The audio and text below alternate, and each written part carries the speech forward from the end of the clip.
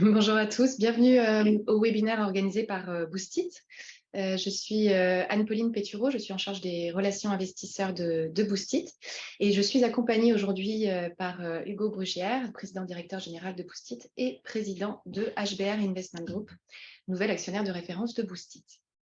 Également connecté à distance à ce webinaire, nous avons Émilien Bénard qui est en charge de l'activité Boostit Software Solutions and Services et Frédéric Turquier en charge de l'activité compression thermique qui interviendront sur les questions opérationnelles. L'objectif de ce webinaire est de répondre aux questions qui nous ont été envoyées. Si vous n'avez pas eu le temps d'en poser ou que vous souhaitez en poser d'autres, vous pouvez toujours nous écrire à boostit@actus.fr. Je propose de démarrer cette réunion. Vos questions ont été classées par thématique pour fluidifier le discours. Avec 4 thèmes. Une première partie sur le projet de reprise de Boostit par HBR et puis l'état de la procédure actuelle. Une deuxième thématique sur la technologie et le plan de marche opérationnel. Une troisième thématique sur le financement et une dernière thématique sur la gouvernance. Avant de rentrer dans le vif du sujet, je propose de passer la parole à Hugo Brugière pour se présenter et présenter rapidement HBR. Bien, bonjour à tous. Donc, je suis Hugo Brugière. Depuis quelques semaines, le nouveau président directeur général de la société Boostit. Je suis également le président d'HBR Investment Group, qui est une société d'investissement spécialisée dans la restructuration et la reprise de sociétés cotées en bourse et en difficulté.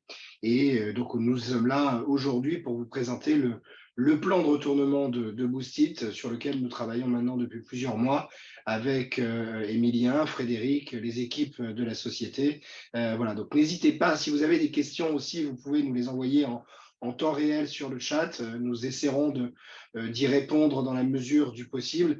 Et sachez également que ce webinaire sera disponible après également en replay dans un lien qui sera envoyé dans la journée. Voilà. Alors, commençons sur la première thématique, le projet de reprise de Boostit par HBR et l'état de la procédure. Côté HBR, qu'est-ce qui vous a convaincu dans la reprise de cette société Boostit ? Alors, des sociétés cotées en difficulté, aujourd'hui, il y en a beaucoup. Donc, on regarde énormément de dossiers. On a une trentaine de dossiers qu'on a ouverts depuis la rentrée de septembre sur des sociétés cotées en difficulté. Et Boostit est aujourd'hui l'une des seules que nous avons décidé d'accompagner et sur lesquelles nous avons travaillé. Alors, pour plusieurs raisons. La première, c'est qu'il faut se rappeler que Boostit, c'est quasiment 100 millions d'euros d'investissement sur les dernières années, 100 millions d'euros d'investissement pour travailler autour de la compression thermique sur une chaudière de nouvelle génération qui permet de faire notamment des économies d'énergie et donc d'argent. Donc, il me semblait intéressant de regarder comment une société se retrouvait en difficulté après avoir cramé, c'est presque le bon univers lexical, 100 millions d'euros. Donc, on a regardé cette société de près. On a vu qu'effectivement, il y avait des raisons de l'échec, mais il y avait encore des raisons d'espérer. Il y avait encore des raisons d'espérer. Ces 100 millions, ils n'ont pas été cramés pour rien. Il y a de la vraie recherche qui a été faite. Il y avait un produit qui fonctionnait, qui a fait la preuve de son fonctionnement. On en reparlera sans doute dans quelques minutes. Mais il y avait encore quelque chose à dire. Cette société avait encore quelque chose à dire au marché, avait encore quelque chose à dire dans le secteur industriel. Et c'était ça l'objectif qui nous a convaincus un petit peu de regarder la chose. Et au-delà de ça, je voudrais qu'on se rappelle pourquoi la société se retrouve en difficulté aussi. C'est que ce qui a précipité la fin de Boostit dans son modèle historique, c'est l'arrêt des subventions du gaz et l'arrêt du soutien au secteur gazier, principalement en Europe, qui était un des gros marchés domestiques sur lequel Boostit visait. Moi, je pense qu'il y a deux choses aujourd'hui qui doivent nous faire remplir encore d'espoir pour la société Boostit. La première, c'est que je pense que le gaz n'est pas mort. Je pense que nous sommes dans une conjoncture politique dans laquelle le soutien au gaz en Europe n'a pas lieu d'être, n'a plus lieu d'être, en raison de la guerre en Ukraine, en raison effectivement du fait qu'une partie du gaz était importée de Russie. Mais cette situation géopolitique, on l'espère, elle ne va pas durer ad vitam aeternam. Donc, je pense que même en Europe, la tendance que nous avons aujourd'hui sur l'arrêt du soutien au gaz devrait s'arrêter à un moment donné et qu'on reviendra dans quelque chose qui, à un moment donné, sera bénéfique pour Boostit. Et la deuxième chose, c'est que Boostit avait vu l'Europe, mais on a un monde face à nous. Et on a aujourd'hui, notamment aux États-Unis, le gaz a encore de très beaux jours devant lui. On est très, très, très, très loin d'avoir arrêté le gaz et le soutien au gaz aux États-Unis. Voilà. Donc, à la fois le fait de se dire, il y a de la recherche qui a été faite, on a regardé, on a beaucoup travaillé avec les équipes d'HBR sur un audit technique de la société pour se dire qu'est-ce que la société a fait avec ces 100 millions. On a vu qu'il y avait un vrai potentiel, un gros potentiel, et que nous pensons qu'on peut faire quelque chose avec cette société. Et quand vous couplez à ça le fait que le marché historique et domestique de la société, qui est le gaz, n'est à mon sens pas mort ailleurs qu'en Europe, et même en Europe pourrait ressusciter, c'est deux bonnes raisons qui ont fait qu'on s'intéresse au dossier et qu'on l'a repris. D'accord, merci. Est-ce que vous pouvez nous faire un point sur la procédure actuelle et puis les prochaines étapes de calendrier pour que les actionnaires puissent s'y retrouver? Alors, déjà, la société aujourd'hui elle est en procédure de sauvegarde. Depuis le 4 octobre dernier, la société est en procédure de sauvegarde. Ça veut dire quoi, sauvegarde? Ça veut dire que la société avait des problèmes de financement et donc elle s'est placée sous la protection du tribunal pour permettre de réorganiser un petit peu son business model, de réorganiser aussi sa dette, et c'est ce que nous avons fait. Mais la société n'est pas en redressement judiciaire, et évidemment pas en liquidation judiciaire, parce que nous ne sommes pas en cessation des paiements. Autrement dit, la société aujourd'hui a plus de cash que ce qu'elle n'a de dette. Voilà. Donc nous ne sommes pas en cessation des paiements, notre passif exigible n'est pas supérieur à nos actifs disponibles, et donc nous sommes dans cette procédure de sauvegarde depuis le 4 octobre dernier. Cette procédure de sauvegarde, nous sommes accompagnés par un administrateur judiciaire qui nous a aidés à restructurer la dette bancaire, dette obligataire. On en reparlera sans doute dans quelques instants. À l'heure où je vous parle, la société est totalement désendettée. Les créanciers bancaires et les créanciers obligataires, à 100%, ont accepté l'offre d'HBR de reprise et donc de réduction de la dette. Voilà. Donc, c'est pour ça qu'on est entré en procédure de sauvegarde pour essayer de réorganiser ce passif et en même temps de réorganiser le business model. La prochaine audience aujourd'hui, les prochaines étapes, c'est que nous avons une audience au tribunal de commerce le 11 janvier prochain qui permettra de faire un point sur la procédure, faire un point pour que le tribunal puisse constater dans quel état est la société aujourd'hui, c'est-à-dire désendettée, comme je viens de le dire, avec également une ligne de financement que nous avons transférée d'Iris vers HBR et d'HBR vers ABO. On en reparlera aussi sans doute dans quelques minutes. Donc avec des moyens financiers qui permettent à la société de financer son plan de retournement, avec également un actionnaire de référence, donc le groupe HBR Investment Group, qui se porte caution du risque de liquidité à 1 an sur ses fonds propres, donc de la société Boostit, et avec un projet industriel dont nous allons parler, je pense, dans quelques minutes.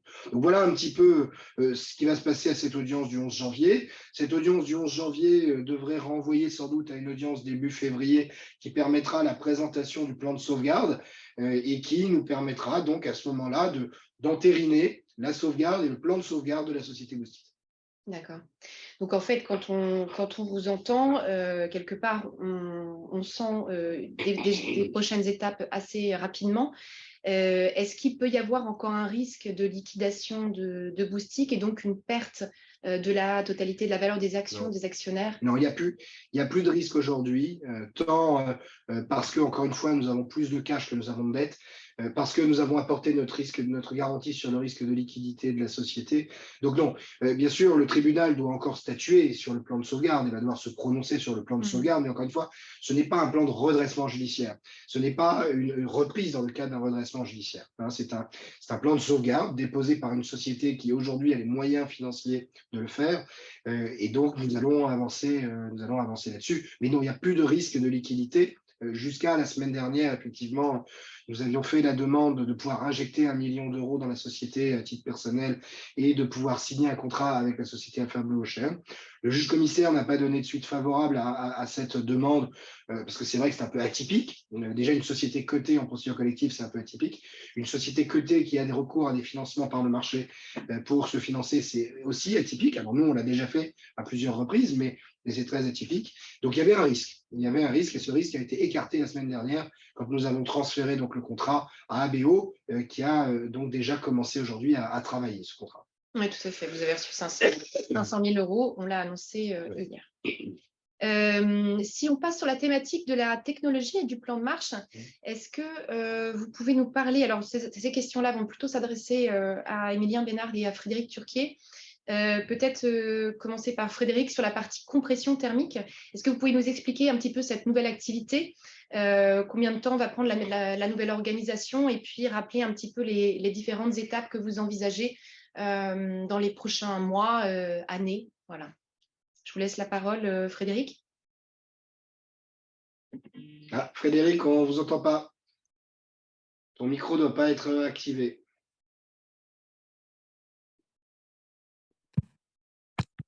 Voilà, je pense que c'est…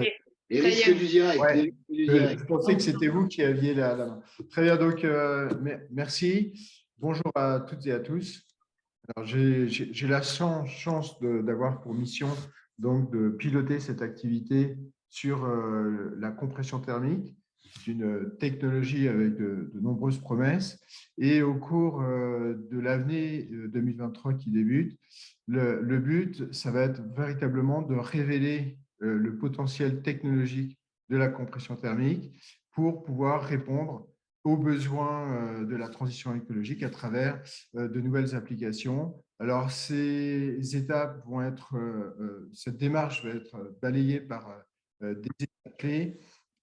L'exploration de la technologie d'une part, l'exploration aussi de nouvelles applications sur des nouveaux marchés pour arriver à des preuves de concept et des démonstrations sur le potentiel et l'augmentation de l'efficience. Il y a déjà des partenaires et des tests qui ont déjà été réalisés et qui vont se poursuivre, avec notamment, comme le rappelait Hugo, une orientation et un intérêt particulier pour le marché nord-américain, où des partenaires certificateurs ont déjà commencé à évaluer la technologie.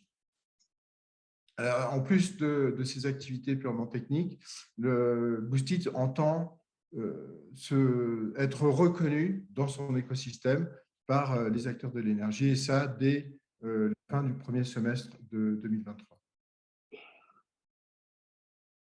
D'accord. Et côté Émilien, est-ce que vous pouvez nous faire un point sur la partie donc Boostit Software Solutions and Services, le deuxième pôle d'activité? Oui, merci Anne-Pauline. Donc, bonjour à tous. Donc, effectivement, dans le cadre de l'investissement de HBR, on a identifié un des assets de Boostit qui est moins visible de l'extérieur, c'est son logiciel. Et donc, on a décidé de créer effectivement une deuxième activité. Cette deuxième activité, on l'a baptisée Boostit Software Solutions and Services, so BS Cube. Cette activité, elle sera concentrée sur son activité logicielle qui a pour but d'améliorer l'efficience des produits dans leur environnement opérationnel. Alors, qu'est-ce que ça signifie? Par exemple, c'est l'amélioration de la performance des systèmes, l'optimisation des opérations de maintenance ou encore l'augmentation de la durée de vie des produits. Ce logiciel, il avait été porté dans nos produits dans le cadre des dernières expérimentations qui ont été probantes. Et c'est grâce effectivement à cette solution qui a été développée sur les fonds propres de Boostit qu'on a pu mettre en œuvre toutes les investigations qui ont été menées avec l'analyse des données collectées par ce logiciel. Ces services qu'on proposera cette fois-ci à des industriels, on les étendra aux fabricants, aux fournisseurs de composants, aux intégrateurs de solutions, aux sociétés de maintenance. Ancien directeur marketing produit et des services connectés des produits Boostit, la nouvelle direction m'a nommé à la tête de ce pôle. Notre objectif pour crédibiliser ce projet, donc tout au long de l'exercice 2023, Boostit travaillera à la valorisation de cette nouvelle activité auprès d'acteurs industriels qui pourront intégrer le logiciel Boostit et évaluer son potentiel en laboratoire ou sur le terrain. Comme je le disais précédemment, c'est un logiciel qui a été développé depuis 2020, qu'on a testé en laboratoire et qui a fait partie de l'expérimentation l'hiver 2021-2022 dans nos machines. Par ailleurs, la société entend continuer ses développements et étendre ses services pour répondre aux besoins prégnants des industriels en facilitant notamment le déploiement de services à base d'intelligence artificielle et la mise en place de jumeaux numériques, plus communément appelés Digital Twins. Tous ces services sont des services qui devaient bénéficier à Boostit dans le cadre de l'amélioration de son produit. Cette solution logicielle continuera à accompagner le développement de l'activité compression thermique. Et nous avons la conviction qu'elle permettra aussi à d'autres industriels de leur permettre d'accélérer leur transformation numérique. Ces premiers retours d'expérience que nous mènerons tout au long de l'année conduiront à la mise en place d'un modèle économique adapté à l'exploration de ces solutions logicielles. Les possibilités sont donc multiples dans cet univers logiciel. On peut parler de licences d'utilisation, de systèmes de type SaaS, Software as a Service, des contrats fixes ou des contrats à l'usage, ou bien encore le transfert de la technologie. Donc pour revenir sur ces deux activités, au total, ces deux pôles, le pôle compression thermique et le pôle BS3 comptent aujourd'hui 13 collaborateurs et plus de 20 recrutements sont actuellement en cours.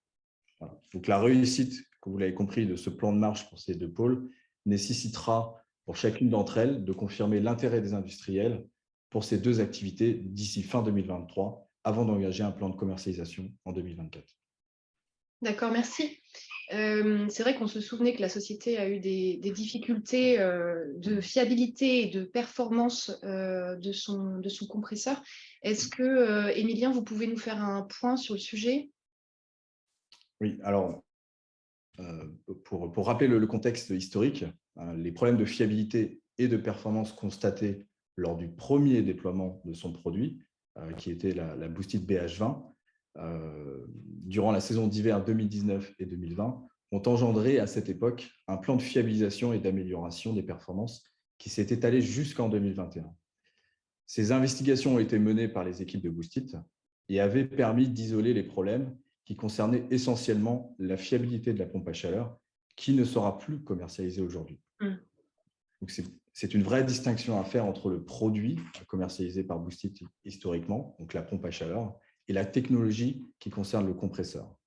Donc, concernant le compresseur, pour lequel Boostit consacre désormais ses activités de recherche et d'innovation, la société a initié un plan de démonstration de la performance de ce compresseur, à la fois en laboratoire et sur le terrain, au cours de la dernière saison d'hiver 2021-2022 et sur l'impulsion de son ancien directeur général, Éric Lambert, dans le cadre du pivot stratégique de la société. Les résultats ont été probants, confirmés par des acteurs industriels du secteur, notamment le CETIAT, pour ce qui concerne les essais en laboratoire, mais aussi Engie, ainsi que le Caustic pour les essais sur le terrain. Alors, pour nommer le Caustic, peut-être un peu moins connu, le Caustic, c'est le comité scientifique et technique des industries climatiques en France. Merci. Une question qu'on a reçue, au vu des réglementations actuelles sur le gaz, comment est-ce que vous voyez l'avenir pour Boostit dans cet environnement? Hugo Brugère en a parlé un petit peu. Est-ce que vous pouvez apporter votre éclairage également? Alors, concernant les réglementations actuelles sur le gaz, nous souhaitons toujours rappeler une chose fondamentale.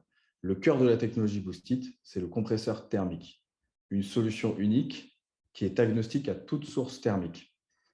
Ce travail de compression à haute efficacité, qui est l'essence même de l'idée initiale de Boostit, peut donc être réalisé avec une combustion issue du gaz, effectivement, qu'il soit fossile, mais aussi issu d'un gaz vert, mais toute autre énergie pouvant apporter une source de chaleur suffisante. Donc, on peut imaginer l'hydrogène, la chaleur fatale, le pellet, le biogaz ou autres gaz synthétiques. À ce titre, et comme véritable preuve de ce que nous avançons, la société a su démontrer par une étude de faisabilité technique tierce que ce compresseur pouvait autant fonctionner avec du gaz méthane que de l'hydrogène sans une refonte technologique du compresseur. Pour revenir sur le gaz, historiquement, Boostit a fait le choix en 2015, effectivement, d'orienter ses efforts pour le développement et la commercialisation d'une pompe à chaleur, période à laquelle le gaz était vu comme une source pertinente, effectivement, pour entamer la transition énergétique sur le marché résidentiel individuel de rénovation. Le monde a changé très vite et effectivement, comme le soulignait Hugo, les dernières actualités de la guerre en Ukraine n'ont pas favorisé le gaz comme vecteur de transition énergétique, en tout cas en Europe. Dans ce nouveau plan stratégique, Boostit sera en mesure de présenter des solutions innovantes, indépendantes des réglementations actuelles sur le gaz, mais aussi, bien évidemment, de proposer des solutions qui seront toujours en mesure de répondre à ces nouvelles exigences parce qu'elles réduisent significativement la consommation du gaz.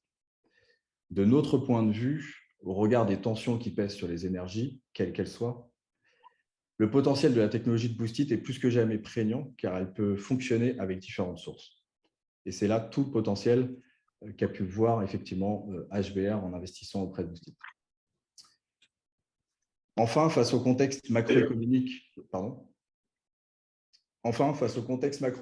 européen qui a conduit Boostit à devoir abandonner son projet de commercialisation d'une pompe à chaleur en Allemagne, comme le soulignait Hugo, Boostit a entamé une démarche d'exploration de nouveaux marchés géographiques. Dans un premier temps, la société a pu s'appuyer sur ses partenariats historiques avec des acteurs énergéticiens présents aux États-Unis et au Canada. Nous y reviendrons.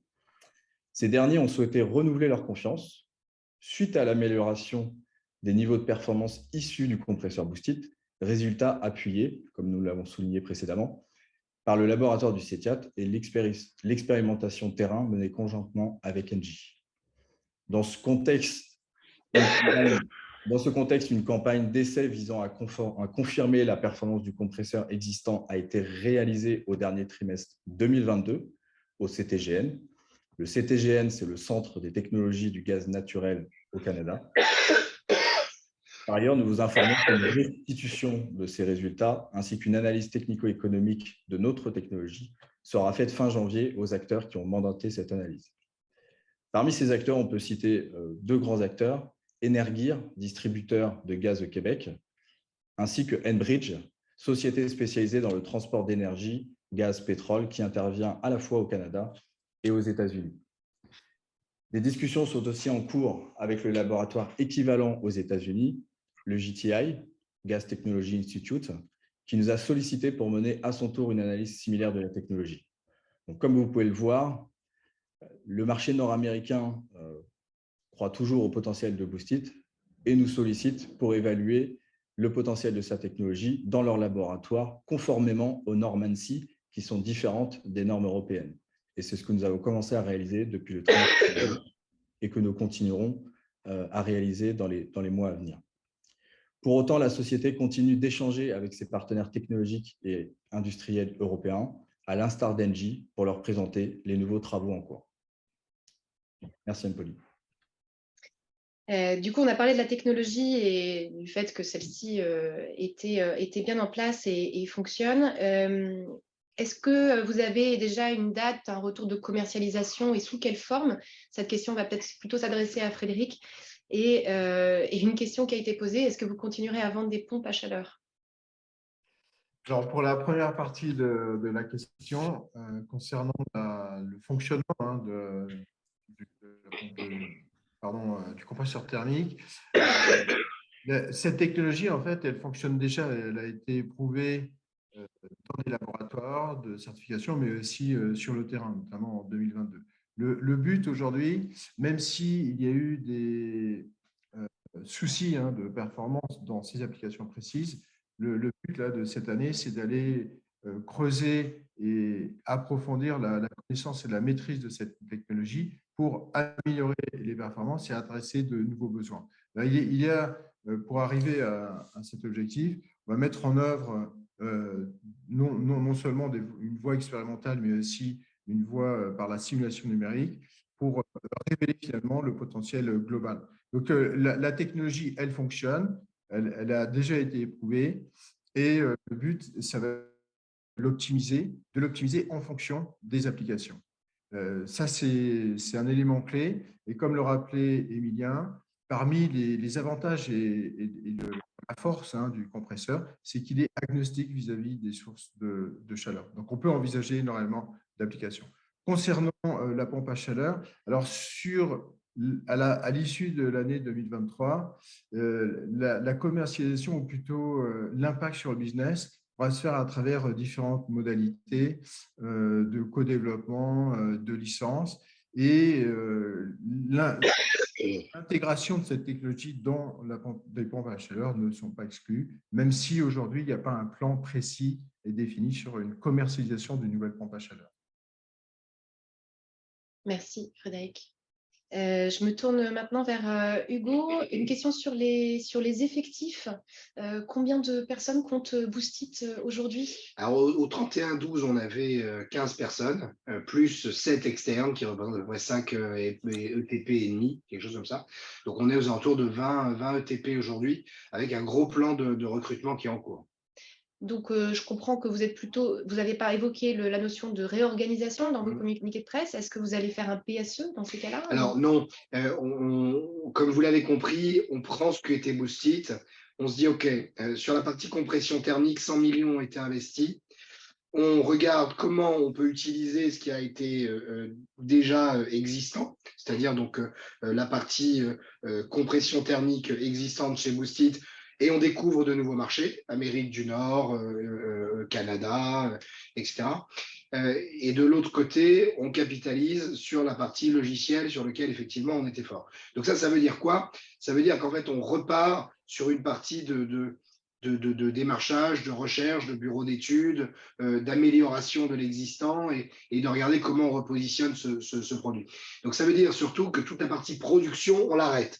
C'est-à-dire qu'on arrête la partie production, on arrête notre usine à Vénissieux, et donc ça, effectivement, ça crée des départs. Alors ça crée peu de départs en réalité, puisqu'il restait 5 personnes sur cette partie production, donc 5 personnes qui effectivement s'en vont, mais il n'y a pas de PSE au sens propre du terme. D'accord, donc ça va me faire rebondir sur une question qu'on a eu également. Que deviennent vos locaux à Vénissieux? Alors, les locaux à Vénissieux, on a trouvé effectivement une très bonne solution avec le bailleur qui reprend les locaux dans quelques jours. Et nous restons sur le site, sur ce site à Vénissieux, sauf que nous reprenons une place beaucoup plus petite qui soit beaucoup plus conforme à nos besoins. Et donc, on a déjà déménagé d'ailleurs depuis quelques jours. Et donc, on arrête toute cette partie d'usine, mais on garde bureau et laboratoire. D'accord. Et je crois comprendre que lors de la prochaine Assemblée générale, une des mentions dans l'ordre du jour est le transfert du siège social également de Boostit. Oui, alors ça, c'est plutôt pour des raisons plutôt d'organisation et organisationnelle. La société Boostit va rester à Lyon et elle restera sur le site de Vénissieux. Le siège social est transféré pour qu'on ait le siège social au même endroit qu'on a tous les sièges sociaux. Et c'est plutôt une question d'organisation qu'une question de déménagement. Pratique, d'accord. Je vous propose de passer au thème sur le financement du plan de marche. On en a un petit peu parlé tout à l'heure. Est-ce que vous pouvez nous faire un point sur la trésorerie, la situation de trésorerie de Boostit aujourd'hui? Et puis, quels sont vos besoins de financement? Alors, à date, la société a, avec le tirage de 500 000 euros d'ABO qu'on a annoncé il y a quelques jours, on a à peu près 1 million d'euros de trésorerie pour à peu près 400 000 euros de dette, enfin 400 000 euros de dette de factures à payer, factures régulières à payer. Donc là-dessus, globalement, tout va bien. On estime les besoins aujourd'hui de la société Boostit à environ 10 millions d'euros sur l'année pour l'ensemble du plan de redéploiement et du plan de restructuration, et avec 2,3 millions au titre de la période d'observation. Donc, dans les 400 000 que je viens de vous dire qu'on a comme dette à payer, c'est dans ces 2,3 millions. Donc, il reste encore 1,9 million. Je pense qu'on sera en réalité en deçà. C'est le budget que l'on a fait pour le plan de restructuration et de réorganisation. On se rend compte déjà aujourd'hui qu'on est en dessous d'un certain nombre de coûts. Donc, on devrait être en dessous. Mais voilà, c'est à peu près les besoins, sachant que donc ABO a mis 500 000 déjà. ABO s'est engagé à mettre 1 million de plus. De notre côté, nous avions en tout cas fait une demande au juge commissaire pour mettre 1 million qui pour le moment a été refusé, mais on espère que ça pourra changer. Voilà. Donc on n'a pas de gros enjeux sur le financement de la société. D'accord. Et pourquoi avoir transféré en fait cette ligne de financement Iris initiale vers ABO? C'est un partenaire avec lequel vous travaillez? Oui, alors ABO est un partenaire avec lequel on travaille depuis de nombreuses années sur la restructuration de sociétés cotées. Donc effectivement, il y avait cette question-là.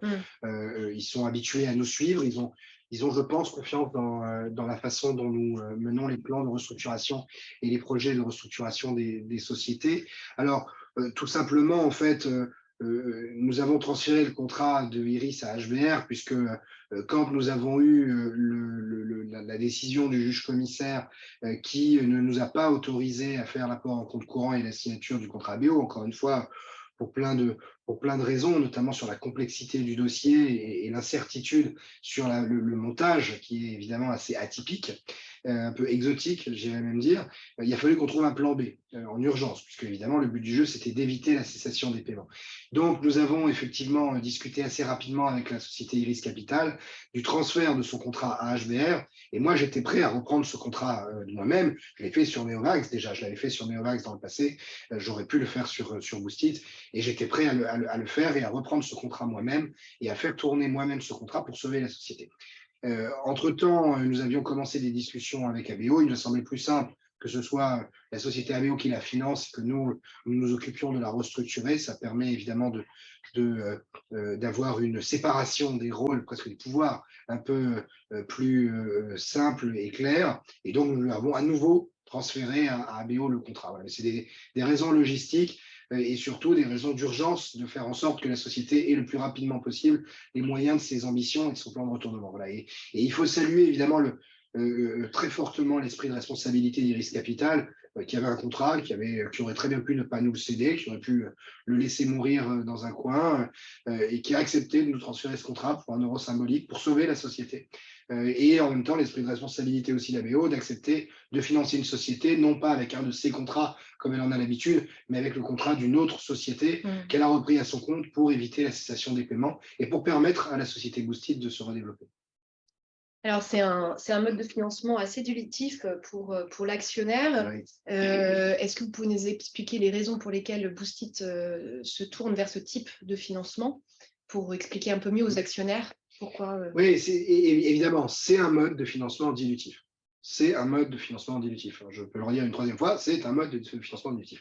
Ça veut dire quoi? Ça veut dire qu'il est extrêmement important que les actionnaires comprennent que sur du long terme, la dilution qui est engendrée par des produits tels que des OCAPSA sont des dilutions massives, des très grosses dilutions. Donc ça, je pense qu'il faut vraiment le dire, le redire et le redire. Nous ne sommes pas dans un profil de société spéculatif long terme, de gestionnaire en mon père de famille, j'achète une action et je regarde comment elle va se comporter dans les 10 ans à venir. Quand on a des sociétés avec des programmes d'OCAPSA, il faut véritablement suivre au jour le jour les sociétés et la société, et il faut être capable aussi à un moment donné de continuer à suivre ou de faire des arbitrages et d'entrer et de sortir. Ce sont des conseils, mais je le dis et je le redis parce que je ne veux pas qu'on puisse venir nous dire derrière, hein, vous avez vendu du rêve, vous avez expliqué que tout allait bien se passer, que c'était merveilleux, et regardez l'action, et là, oui, c'est très dilutif. Donc, il faut le dire, le redire, le redire. Alors, pourquoi on fait ça? Pourquoi on utilise ce mécanisme? Tout simplement parce qu'il n'y a pas d'autre solution. Il n'y a pas d'autre option. La société Boostit aujourd'hui, elle est morte. Si HBR n'était pas arrivé pour faire un plan de restructuration, la société, elle déposait le bilan. Elle déposait le bilan en octobre dernier. Donc, aujourd'hui, oui, les actionnaires de Boostit vont être dilués.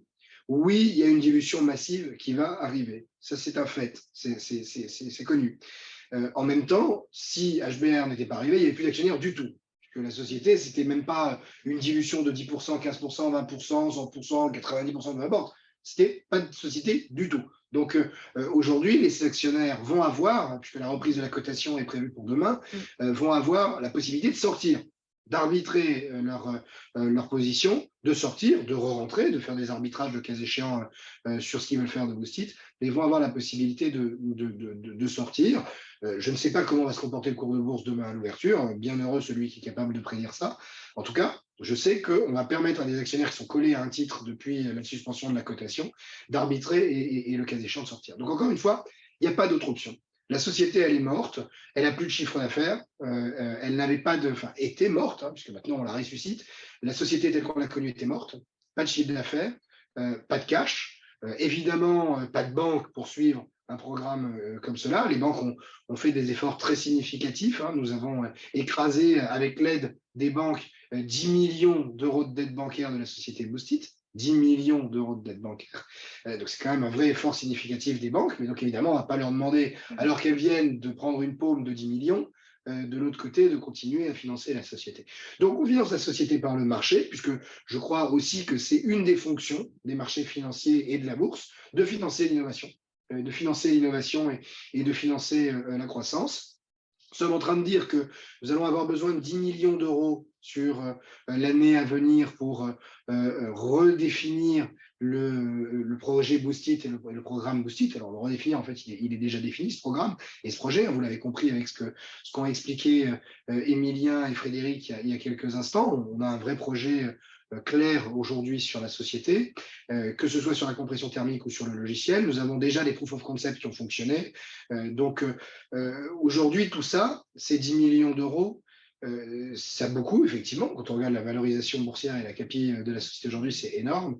Mais si demain, nous réussissons, et si, comme je le pense, nous réussissons, on est en train de parler d'une solution technologique qui permettrait de faire des économies d'énergie ou des économies de gaz, ou des économies d'ailleurs de toutes sources d'énergie, puisque comme l'a rappelé tout à l'heure Émilien, la chaudière Boost It aujourd'hui fonctionne avec toutes les sources d'énergie possibles. On peut utiliser de la flash chaleur fatale, on peut utiliser du pellet, on peut utiliser, etc., du charbon, on peut utiliser tout ce qu'on veut.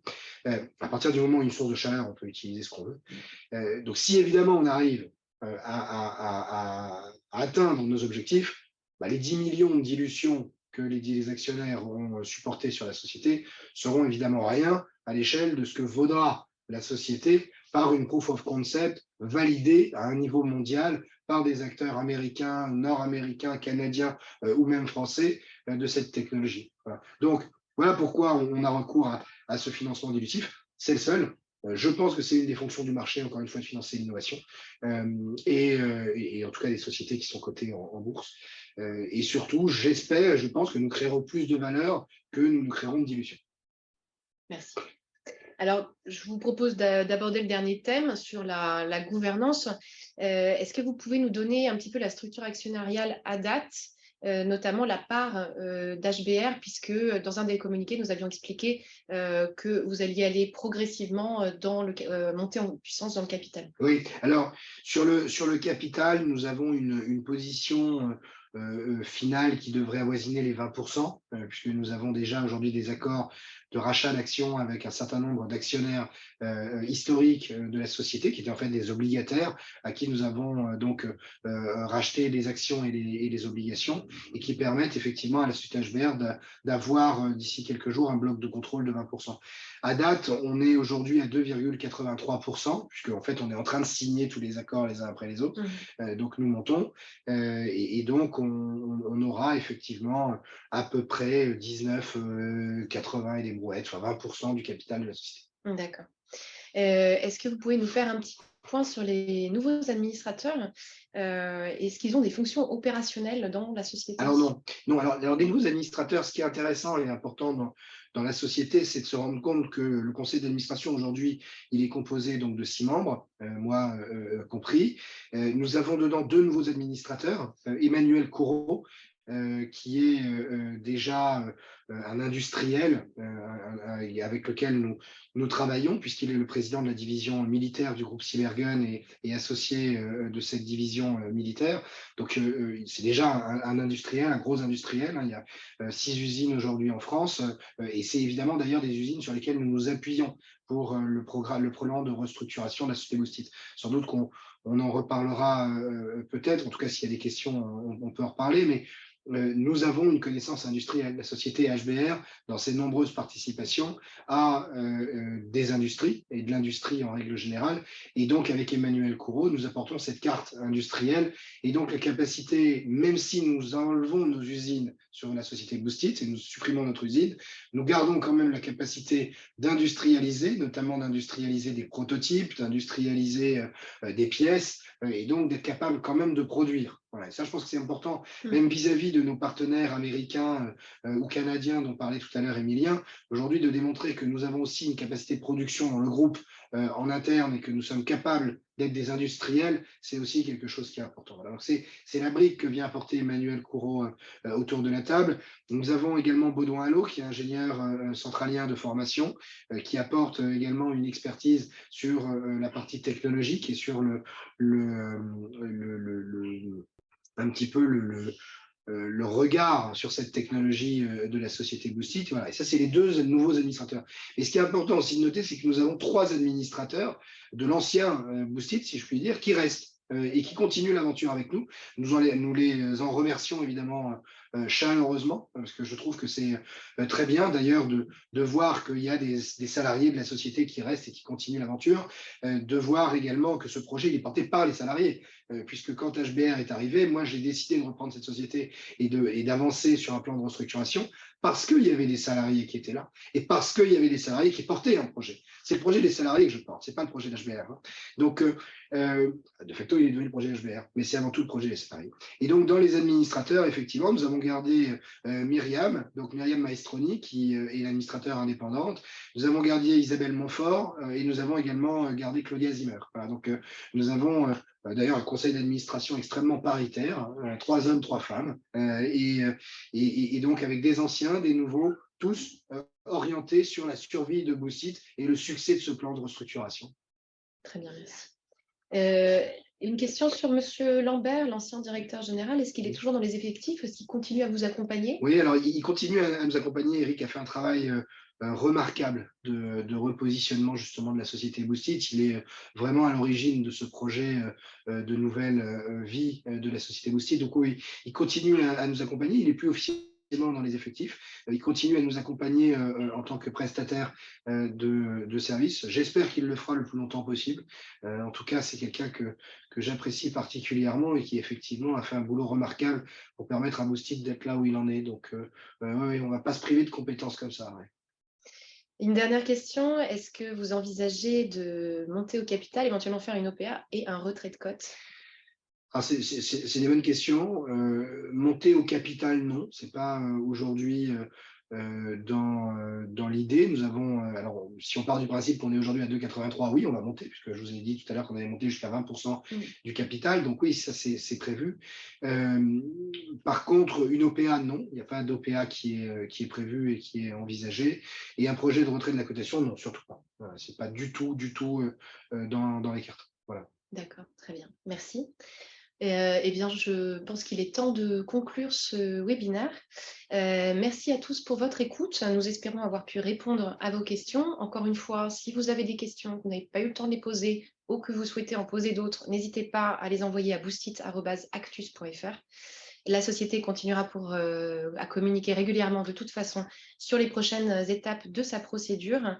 Par voie de communiqué de presse. Et je rappelle enfin que Boostit a convoqué une assemblée générale mixte le 9 février prochain. Hugo, pour conclure, un mot peut-être pour les actionnaires qui nous écoutent?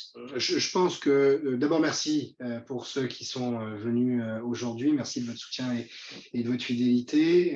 Merci à ceux qui vont regarder le replay de ce webinaire. Encore une fois, je redis, cette société a un potentiel incroyable. La technologie de compression thermique qui a été développée et inventée par Boostit a un potentiel incroyable. L'arrêt de la subvention du gaz a mis un frein au développement de la société, mais la société n'est pas morte. Voilà. Donc, suivez-la avec beaucoup d'attention. Nous avons des équipes d'une compétence extrême chez Boostit.